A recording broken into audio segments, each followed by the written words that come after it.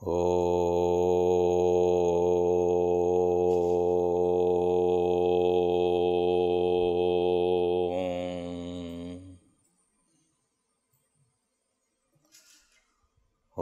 Vang me manasi pratishtitam Mano me vachi pratishtitam Aviravir maedhi Vedasya manistaha Shrutam me ma prahasi Anenadhitena Ahoratran sandadhami Yatam vadishyami Satyam vadishyami Tanmamavatu Tadvaktaramavatu Avatu mam Avatu vaktaram Avatu vaktaram Om Shanti Shanti Shanti Om Sri Ganeshaya Namaha Om Sri Saraswate Namaha Om Sri Gurubhyo Namaha Sadashiva Samarambham Shankaracharya Madhyamam Asmadacharya Paryantam Vande Guru Paramparam Shruti Smriti Purananam Alayam Karunalayam Namami Bhagavatpada Shankaram Loka Shankaram Shankaram Shankaracharyam Keshavam Badarayanam Sutra Bhashya Krutau Vande Bhagavantau Punah Punah Samasta Jana Kalyane Niratam Karunamayam Namami Chinmayam Devam Sadgurum Brahma Vidvaram.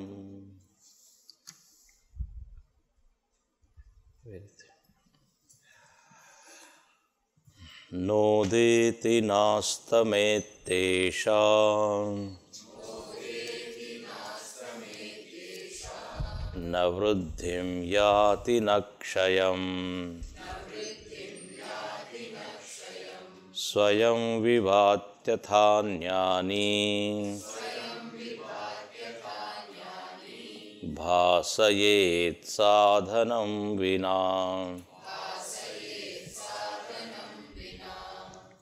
Together we can chant Nodeti nastametesha Navruddhim yati nakshayam Bhasayet sadhanam vina.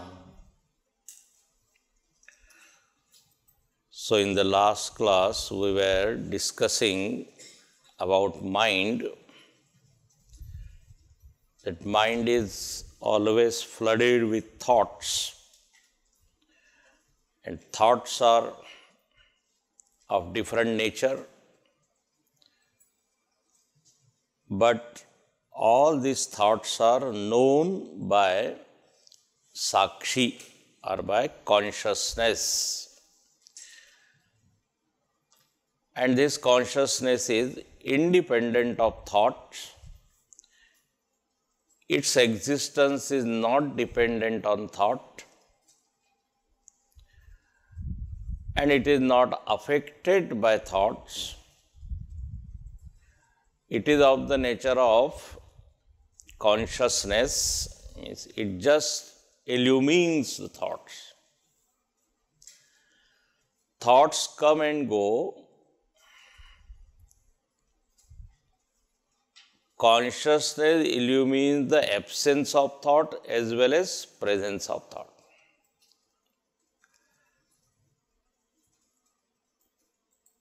Thoughts are like waves, they say. In ocean, waves, they rise and they fall. But ocean remains a substratum. Same way, from consciousness, these thoughts are rising and again they are merging there only. In Panchadashi, Vidyaranya Swamiji, with an example of lamp, he explained the nature of this consciousness. That there is a dais, and in that dais, one lamp is kept. And the play is going on there. So different actors, they come. They present their program. So in the light of that lamp, everything is being seen. And when that play is over, then there is no actor, actress, nothing. But still lamp is there. And it is illuminating empty dais. Similarly, when there is no thought, that time also consciousness is there. I am. Sometimes it happens, no thought is there, but I am there. Not that if thought is absent, I am also absent. Yes, absent-minded people are there. Mind can be absent, but not consciousness.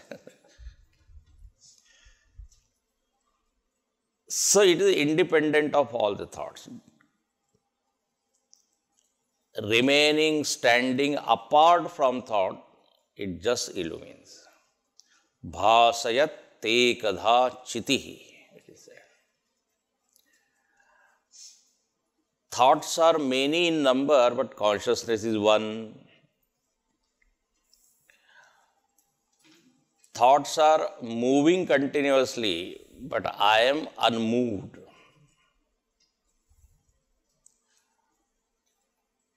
They say like, a motor is there and a lot of revolution is there, like fan, etc. So they count per minute revolution, how many revolutions are. RPM it is called. Same way, in our mind, thoughts are moving. So instead of RPM, we can say TPM, thoughts per minute. If we are agitated, disturbed, then the number of thoughts go high. But when mind is at peace, then the gap between two thoughts, increases. When I say peaceful mind, what do you mean by peaceful mind? When the number of thoughts are reduced, not that there is no thought, but the number is reduced. There is a gap between two thoughts. More and more gap is there, then more and more peace is there. So this Sakshi is a Drashta, is a seer, knower. It is watching the play of mind. Mind is like actor. In Panchadashi, it is said, this mind is a dancer. It is dancing. Nataka Deep Prakarana it is called. Nataka Deep. Deep means lamp. So now, this Sakshi is one and it is illuminating. It is of the nature of consciousness. It is not an inner thing. It is of the nature of awareness. Now, in the verse number 5, he explains furthermore Now we have to focus on the nature of, understanding of the nature of this consciousness. More we have to think. So here Vidyaranya Swamiji says, Na udeti na astam iti esha. Esha. Esha means this. And esha is a pronoun. Pronoun is used when already noun has been used. So esha means this. This means this consciousness, this sakshi, this self. Make it aproksha. Don't imagine that there is one sakshi, that is me only. So I am. Now, so this sakshi or this self, na udeti, it doesn't rise. Na udeti. And the second thought, na eti, na udeti, na astam eti, does not set. Astam is set. Like sun rises and sun sets. Udeti, astam. But here it says, self doesn't rise, nor it rises, nor sets. Na udeti, na astam eti. Acha, na vruddhim yati. Vruddhim means increase. It is not expanded, Some people think that consciousness is, yes, I am practicing slowly, it is expanding now. As the course is moving, expansion is happening. Now, Atma I can feel outside ashram also. So there is no vruddhi, no increase, no growth, nor decay, nakshayam. Means there is no change. Positive change, negative change, any kind of modification is not there in Sakshi. Na vruddhim yati nakshayam. Then third point, swayam vibhati, self-shining. It doesn't need any other electricity or anything to get illumination. It is self-shining, like sun, what they call self-effulgent, like sun and other, so many things are there where na anyasya deepasya ichha, in Atmabodh it is said.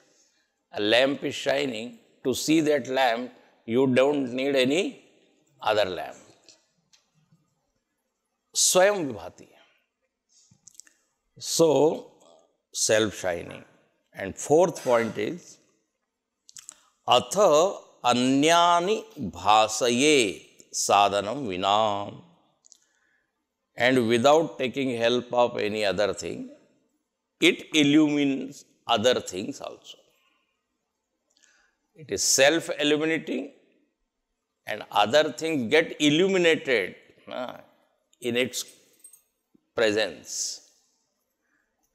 So, these 4 points have been discussed here about consciousness. It is very important verse, very interesting also. That's why I said we must by heart this. Now, first point is na udeti. Now, what do you mean by na udeti? It doesn't rise.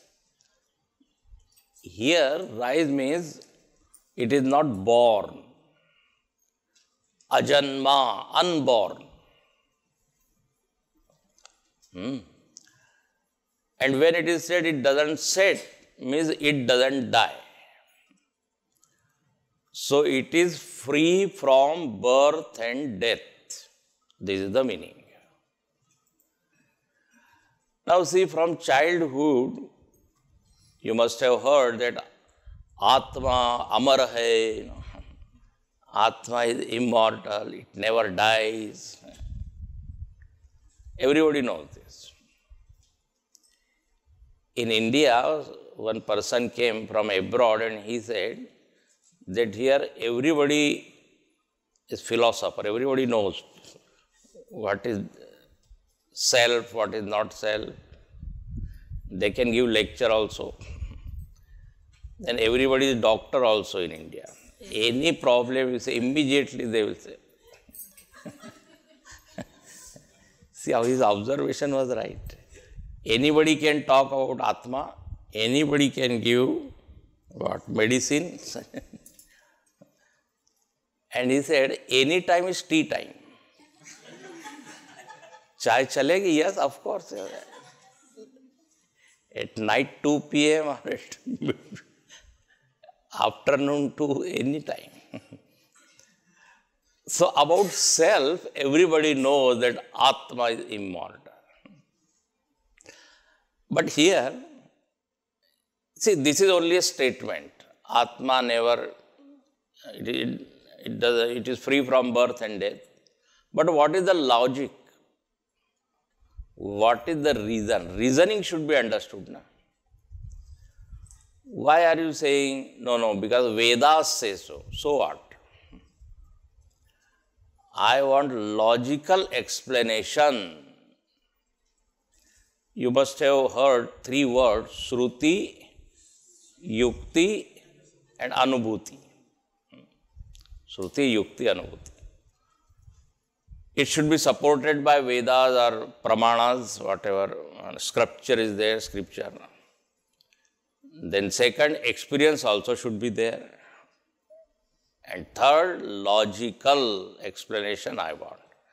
And nowadays, people want more and more, Please, scientifically you prove. Then only we will accept. So what is the yukti? What is the reason? Why do you say that consciousness doesn't rise or free from birth? It is unborn. So now that discussion we will have to do. Now see, whenever we say that birth, there is a birth. Birth means what generally? Emergence of fetus from mother's womb. That is called what? Birth. He is born. And what is death? When person becomes fully inactive, actionless, not even he breathes. So no activity is there, then that person is declared as dead. Gurudev jokingly used to say that when you become completely inactive, then minimum 4 people will become active. To lift. So till last breath we are acting, we have got some activity, at least breathing. But when that also stops, then that is death. So this is general understanding of birth and death. Now see, when we say there is a birth, means what? Birth of an object is possible when it is already not existing. If already something is existing, then you cannot say that it is born. Something is not there, and we see the existence of that thing, then we would say it is born. Like only plain ground is there, but every day I am seeing, and suddenly I see one day that there is one small, sprouts, that seed sprout. Right? So birth of a tree has taken place. So there was absence, and suddenly there was presence of something. So then we call that tree has come up, existence is there, now it is born. And when thing is there, it is existing. And one day I see that it doesn't exist, it becomes non-existent. Then what I say? Dead. It is dead. Gone. So, point here is very interesting discussion. Non-existence has to be there if something has to be born. Or if already it is existing, then you cannot say that it is born. I will give you an example. Example of pot. If you want to know Vedanta, you should remember 3-4 examples. That's all. Ghatamitti, there's a pot and mud, clay pot. And what? A rope and snake. And ornament, golden ornament. So pot, when that potter, makes that pot, before making that pot, only mud is there or clay is there. And then he gives a shape to it. And then we say, oh, now there is one pot. Pot is born. So earlier it was not existing. Acha, this non-existence of pot was from when? Beginningless, anadi, from time immemorial. Non-existence was there.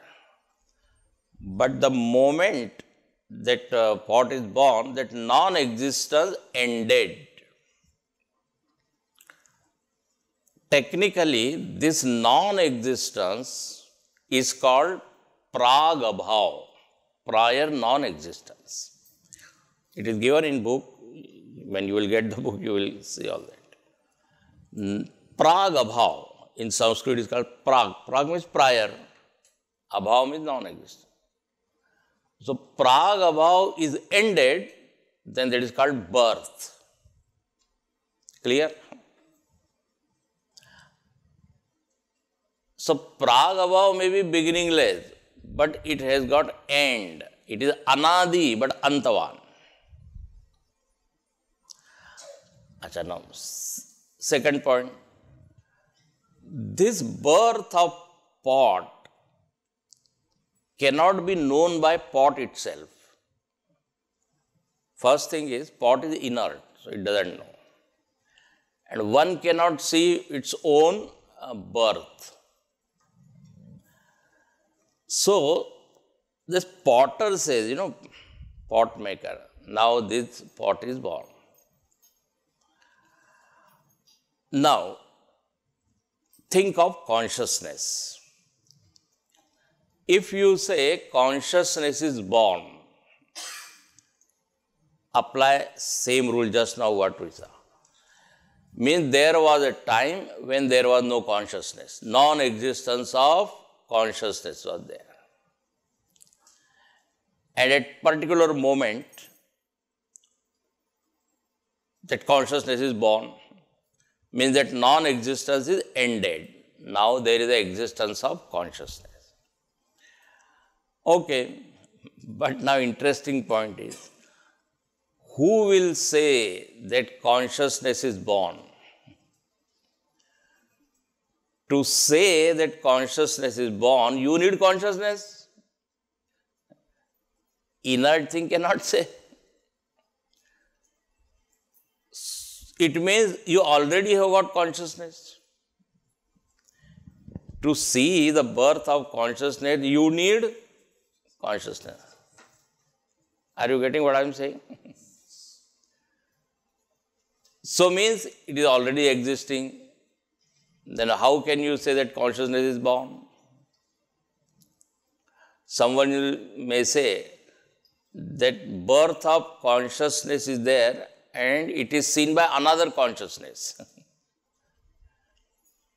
There are no varieties of consciousness. In English, you don't use consciousnesses. Consciousness is one only. So, to see the birth of consciousness, to see that consciousness is getting existence, you need the existence of consciousness. So, therefore, na udeti. It is proved that consciousness is unborn. Same way, now think of death. When pot is there and pot is broken, then what happens? There is no pot now.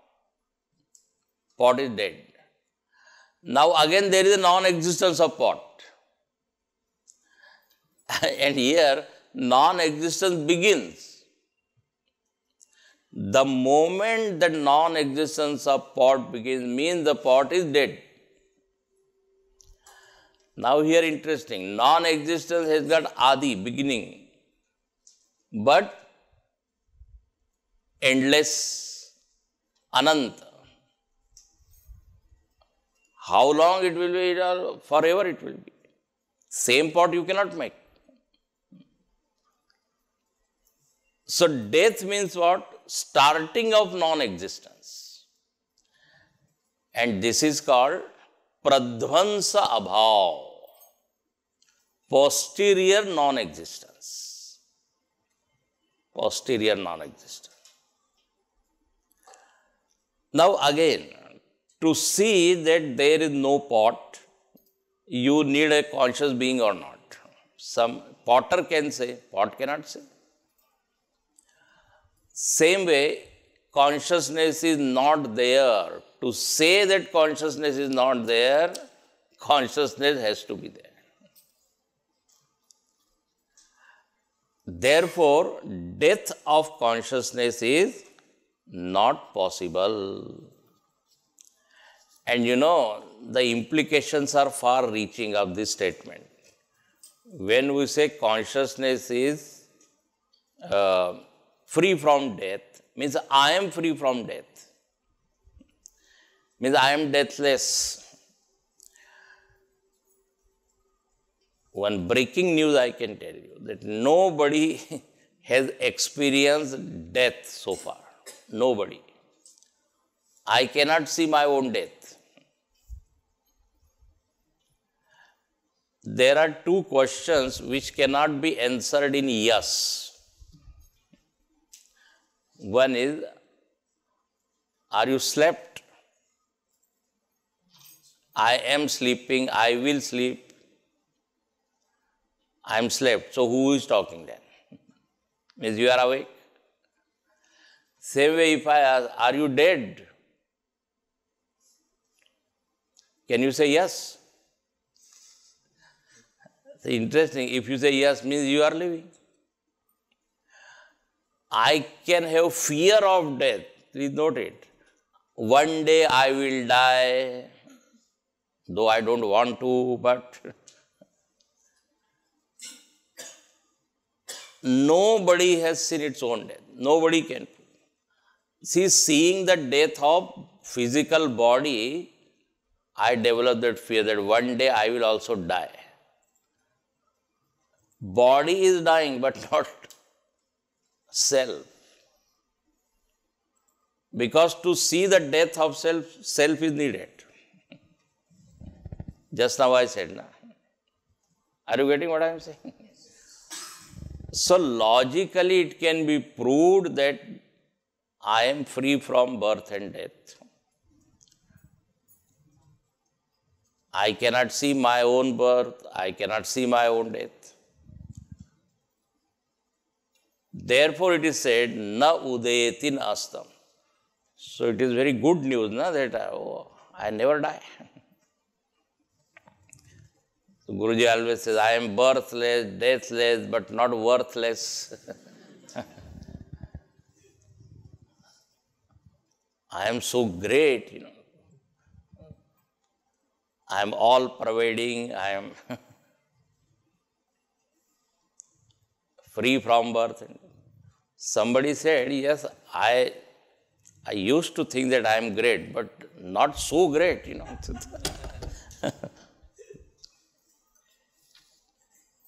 I am immortal being. Yes. Therefore, Vedanta, removes all depression, frustration, everything. Very positive.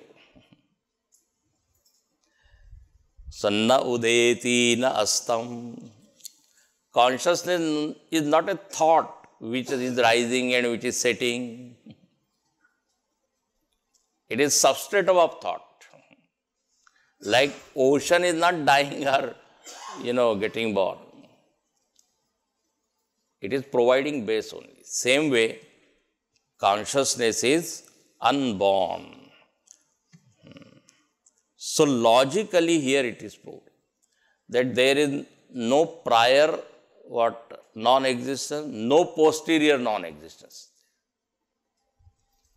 If someone can prove prior non-existence, prag-abhav or pradvamsa-abhav, then there is a possibility of birth and death of consciousness. But you cannot prove that.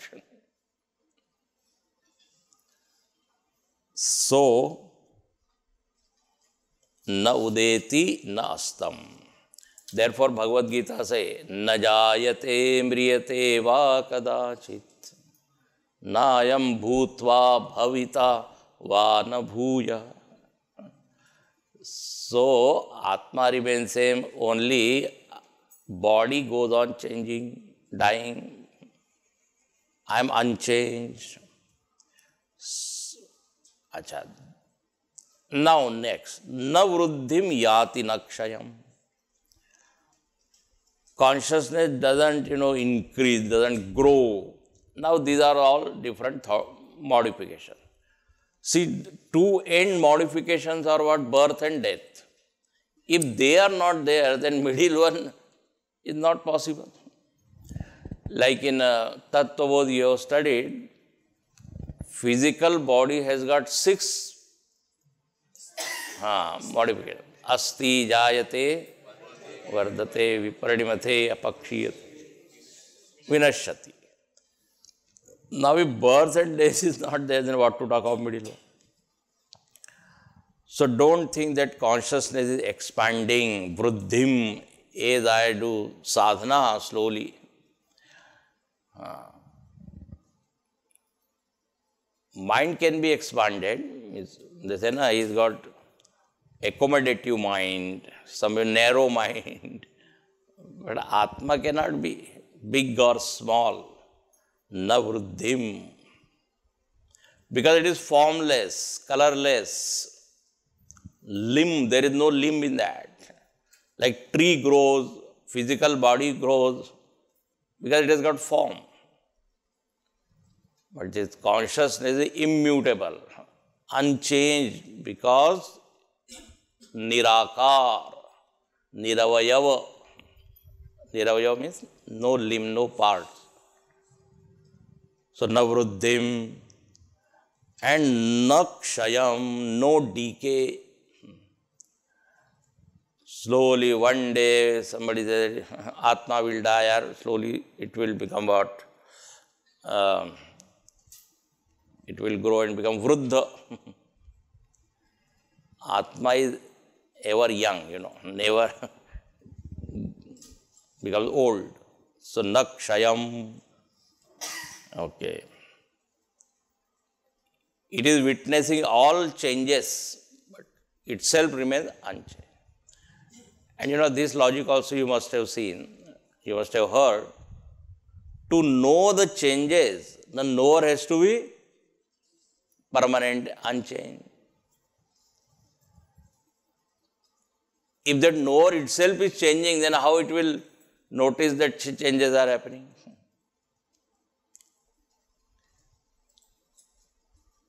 That screen is there, that is a substratum, it is unchanged. Different scenes are being shown. But that is, in Tattva what is said, Nitya and Anitya. And jokingly one day I was, I was talking to people. I said in satsang also there are two things, Nityam and Anityam. Who can say that yesterday that person was not there, today he is there? One who is attending class every day. One who himself is absent, he cannot tell me yesterday who was there and who was not. So one who is attending every day class, he can say, oh, today he is there, day before, yesterday he was not there. And only Nitya person is speaker. He is attending every day. Because listeners have got that freedom, they can come, they cannot come, they can, in between they can get up. They can listen, they can doze off, they can. But speaker has to be very attentive and every day he has to come. So he is Nitya, Srota is Anitya, Vakta is Nitya. Therefore, Vakta means speaker can tell. And therefore, they give higher dice so that they can see. Speaker can see. Who is sleeping, who is attentive, who is absent, who is. So, Nitya, Nitya Viveka. So, consciousness is Nitya. Therefore, it can see the changes happening in the mind, body, sense organ. But itself has to be unchanged. So, the first line talks about all the changes which are not there in consciousness, free from all modifications. So, what a nice thought. Nodeti nastametesha na vruddhim yati nakshayam. Acha. Now, Swayam Vibhati. He doesn't need any other sense organs or mind to know itself. I know that I am. There is one book called Advaita Vedanta, very beautiful text. In that very first line, is there. Aham asmi sada bhami kadachinnaham apriyah. What it says, Aham asmi, I am, sada bhami, and I know that always I am. And I never become unlikable or what, undear, what do you say, apriya. How you will say? I always like myself. Meaning I am of the nature of Ananda. So I am, then I know that I am, and I always love myself. So three statements prove that I am Sat, I am Chit, I am Ananda. So here Chit aspect has been highlighted. Swayam Vibhati means self-shining. I don't need any certificate of any other person that whether I exist or not. Swayam Vibhati, self-shining. It is said that to know something, for example, if I have to see this paperweight, I need eyes. This is paroksha thing. It is different from me. But Atma is aproksha. Directly I am experiencing my own existence without becoming object. Very interesting. Not that Atma will become object and then I will know. If Atma will become object, who will be subject? Who will know that? If you make Atma as an object of perception, then who will be the subject? Who will be the knower? So, without becoming object, very interesting, I know myself. Without becoming object. That's why in Sanskrit there is one statement.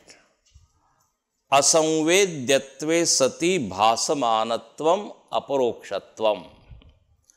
Asamvedyatve sati means same what I said in English.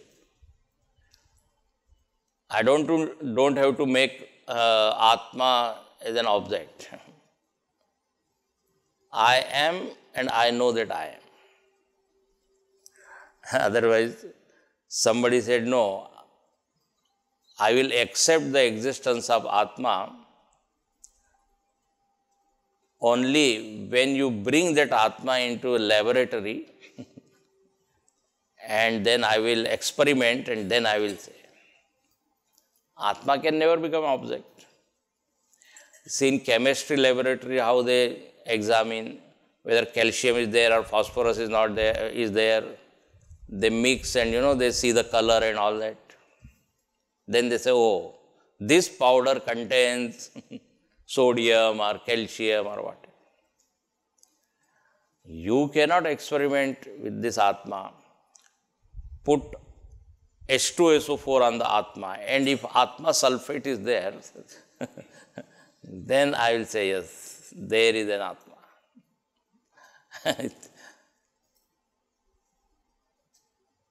It cannot be seen through sense organs and through mind, so always it is behind them. So, Swayam Vibhati, you don't have to experiment and then prove. It is Swatah Siddha. It is called Swatah Siddha. No need of any other logic or any other thing. Even Vedas says that there is no self. You can reject that because my experience is there. So Anubhuti is there. Swayam Vibhati. And another thing is Atha Anyani Bhasayet Sadhanam Vina. This consciousness is illuminating other things and without any aid, without taking help of any thought or organ or anything. Bhasayet Sadhanam Vina. See, you chant every day that mantra when we do Aarti. Na tatra suryo bhati rachandatarakam. In that last line is what? Tameva bhantam anubhati sarvam tasya vasa sarvam idam vibhati. First, this Atma is there, that shines, it shines. Then everything shines. When I get up, first I know that I am. Then I come to that, oh, room is there, book is there, this and that. Not other way. First I am aware of my own existence. So this is called Swayam Vibhati Atha Anyana Bhasayet.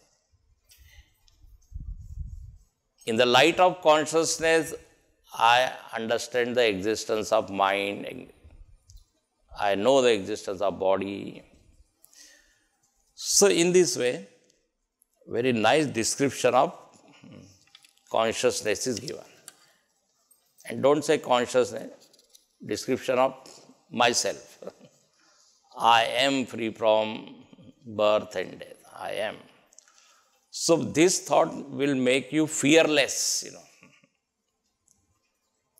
Okay. Now, up to these 5 verses, there was, thought development, one by one, step by step.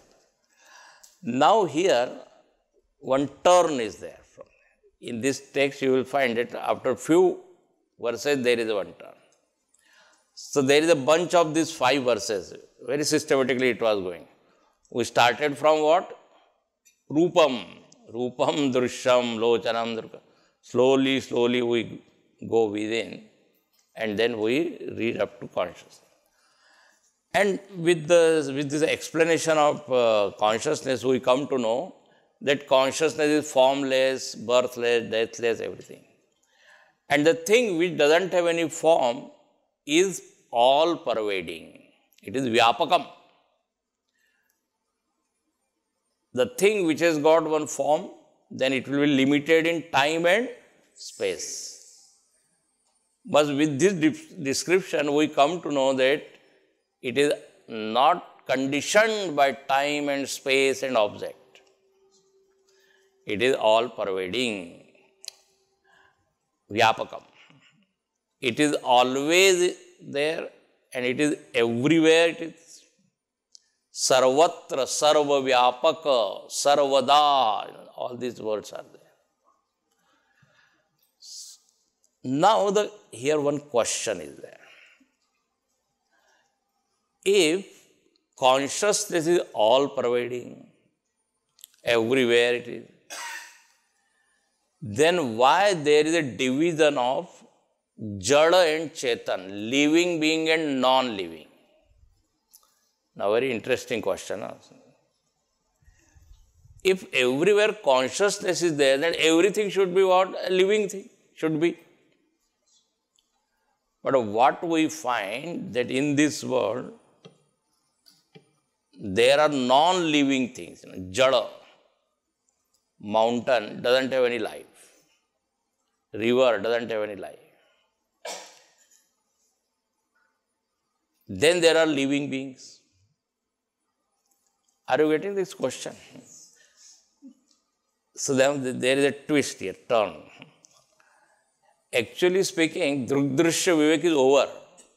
The 5 verses only. Because if someone understands that consciousness is there and that is me, over. Purnamada Purnamidam. But then why are you writing the other verses?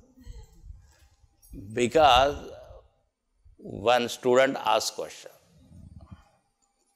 Guruji, if only consciousness is there, then why I see inert thing in this world? Interesting. So now we'll see. The answer is given here. Chichaya veshato buddhau bhanam dhistu dvidhastita ekaham krutiranyasyat antakarana rupini chichaya veshato buddhau bhanam dhistu dvidhastita ekaham krutiranyasyat antakarana rupini.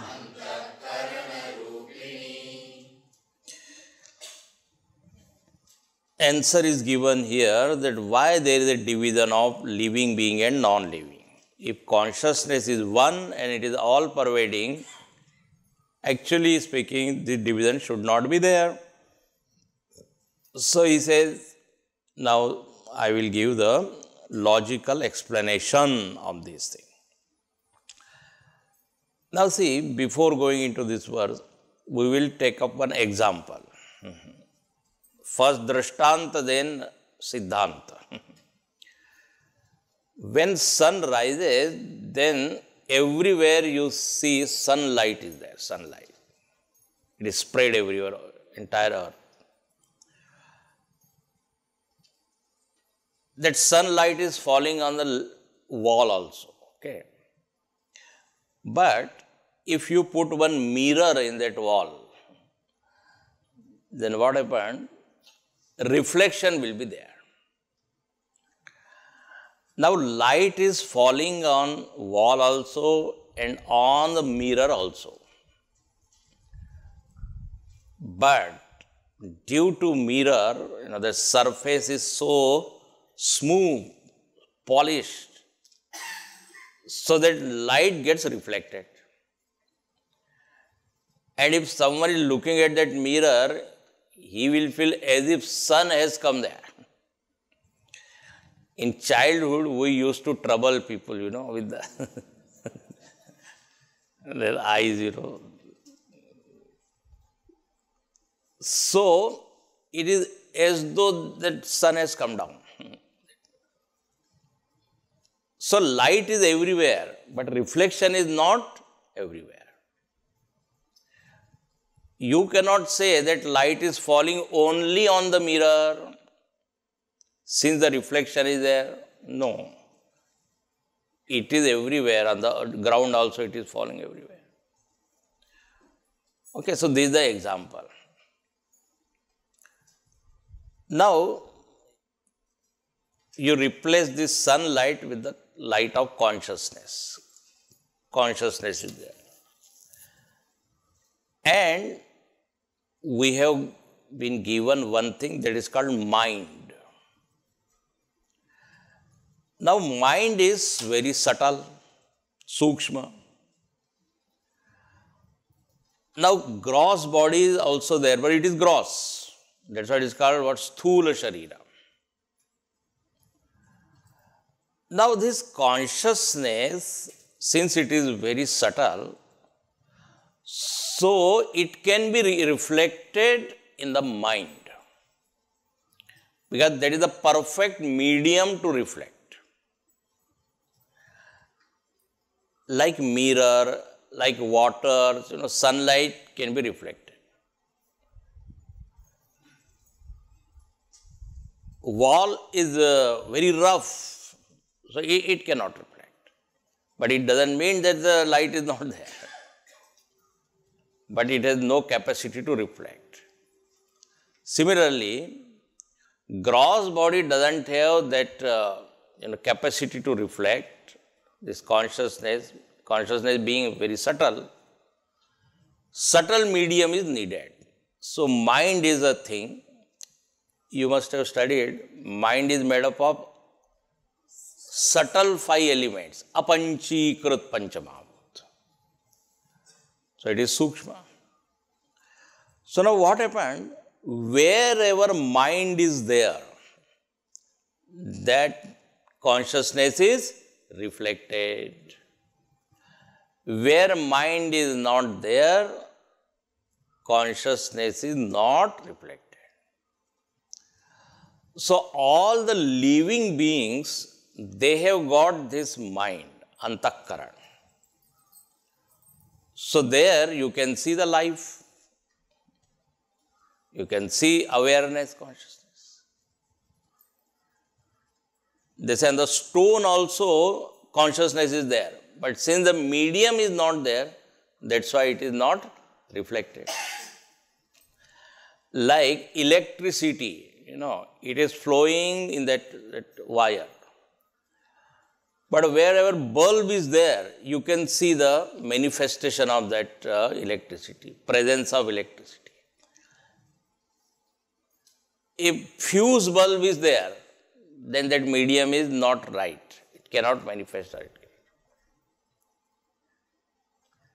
Electricity has power, but to express, its power, you need something. Gurudev used to joke, no? Somebody said, how can you say that electricity has got power? You have to do Vidyut yoga, electricity yoga. Take 2 fingers and put in that. Then you will realize that, yeah, it is very powerful thing. Energy is there. It is manifested. It will come. I get shock. So, electricity is there, not seen. But if medium is there, then it is expressed. Same way, if we can provide medium into the table, into the inner thing, there also you can see that. Like Shankaracharyaji, he did parakaya pravesh, He entered into body of that king. Suddenly there is a life in that. Because he could enter into that through sukshma sharir. So difference between dead person and living being is not there is a difference of consciousness, but medium. If that mind is there, then that person becomes alive. So here he says, consciousness is, though it is present everywhere, but because of absence of mind, antakarana, life is not seen in that. So now this is I think it is clear very. And this thought already must have come in your previous text. I don't know. I think in Atma Bodh, there is one verse, it has come. Sada sarvagatopyatma na sarvatra bhasate buddhau evav bhases ta swacheshu pratibimbavat. Exactly same thing. He said, though Atma is everywhere, consciousness is everywhere, but where medium is there, swachha, like clean mirror is there, then it is reflected. This is called Pratibimbavad, Pratibimbavad, theory of reflection. With this theory of reflection, explanation is given that consciousness is one, but jivas are many. Jivas means living beings, individuals. And second thing, why there is a difference of non-living and living being. So with this theory of reflection, you can understand. So wherever antakaran is there, mind is there, life is there. Now come to this verse. Chit chaya veshatau buddhau. Now chit is there. Chit means consciousness. And chit chaya means reflection of consciousness. Generally chaya means what? Shadow. But here chaya means what? Reflection. So consciousness is reflected. So reflected consciousness is called chit chaya. Or another word also is used some places, chit pratibimb. Chit pratibimb, chidabhas. Consciousness is not there, but abhas of consciousness, reflection is there. So it is called chidabhas. Like in mirror, actually I am not in mirror, but there is a abhas as though I am in that mirror. So it is called pratibimba. These birds, when they sit in front of mirror, they think that there is another bird. A dog entered into one room and there were 10 mirrors. And he thought, oh, 10 dogs are attacking me. Started barking. Because he did not know that, same my reflection is there. Because he has not studied Drig, Dirshya, Viveka. So ignorance is there. So that pratibimba is only an appearance. Actual thing is outside. Same way consciousness is real thing. But that mind is so subtle, so it can reflect. So there also abhas of consciousness is there. And that mind gets, life, enlivened by this consciousness. So that thing is said here, chit chaya veshatau buddhau bhanam. When consciousness is reflected in mind, there is a bhanam. Bhanam means now it is not dead thing, it is living. That mind becomes what? Living thing. Like in that mirror, when sunlight falls on that, it also can reflect that light. So you will see light in that mirror. Similarly, in buddhi, in intellect, that bhanam, there is a awareness, there is a consciousness, there is a life. Okay, now living mind I have got. And when this living mind is identified with this body, then body also gets life. And I see as if life is there in this body. Actually, life is borrowed. Body is borrowing that life from intellect or antakaran. And antakaran is getting life from consciousness. Like you must have heard that example. When we boil rice, so we keep one container, and that water is there and then rice is there. So heat is transferred first from fire to that container, then to water, then to rice. Similarly, Jivan Tattva, life or consciousness, awareness, it is getting transferred from Sakshi to this physical body. So, Chichayaveshato buddhau bhanam dhi. Dhi means buddhi. Dhi means here inner instrument, in mind, you can say. Now that is bhanam. Reflection is there in that mind. Now further. Now what happened? Dhistu dvidha sthita. Now here is something different, which you have not heard, I think. Now in mind what happened? Consciousness is reflected. Now this mind is divided into two parts. Okay, now listen to it very quickly. It is divided into two parts. Eka ahankriti, one is ego. Eka ahankriti. And other is antakarana rupini. Other is inner instrument. Now what do you mean by this? Generally, so far what you have heard, the antakarana chatushta is there. Mana, buddhi, chitta, ahankara.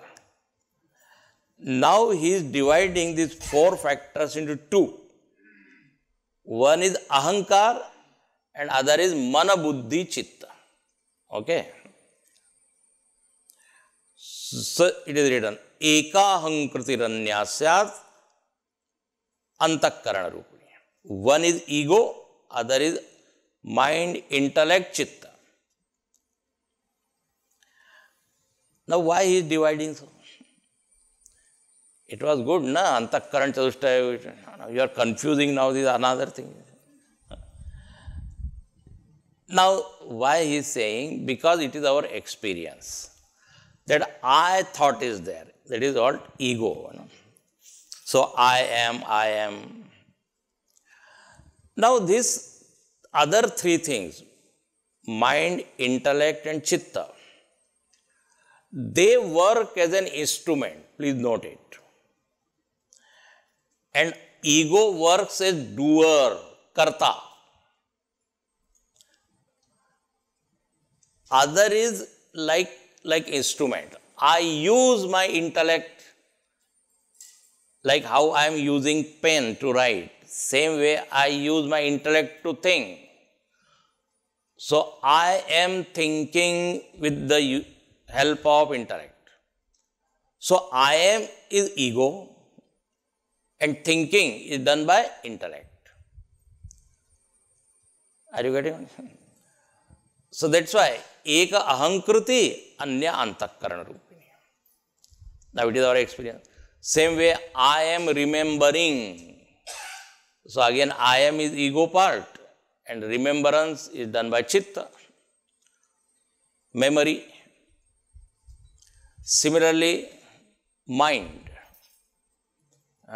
Different emotions or what? Sukha, dukkha. I am experiencing. I am happy, I am unhappy. So happiness, unhappiness belong to that mind. And who is that experiencer? I am, ego. So in this way, this antakarana is divided. And now, see, that inert object doesn't have this antakarana. So inert thing doesn't have that ego, I thought, nor this any instrument is there. So it remains as what? Non-living, jada. But in living being, this thing is experienced by everyone, all beings. So first that consciousness is there, then mind is there, then consciousness is reflected in that mind, then mind is alive, then this mind is divided into two parts. So chit-cha, as though it is like a story. There was a consciousness. Then there was one mind. Then friendship happened. Then it is identifying. So consciousness was so happy, it gives, its light to buddhi. Okay, you also can know things, you also can illuminate. So mind becomes an living thing. And in mind, two parts we experience. So it is our own experience, our own life actually being discussed here. So chit-chaya veshato buddhau bhanam distu dvidha sthita eka ahankriti anya antakaran. Okay. Now, today we stop here. Now little complicated things will be coming. little, not 2-3 verses are there. They say, no, we are passing through a rough phase. Fasten your seat belt. So now further, little bit. Om Purnamada Purnamidam Purnat Purnamudachyate Purnasya Purnamadaya Purnameva Vashish. Om Shanti Shanti Shanti. Hari Om. Sri Gurubhyo Namah. Hari Om.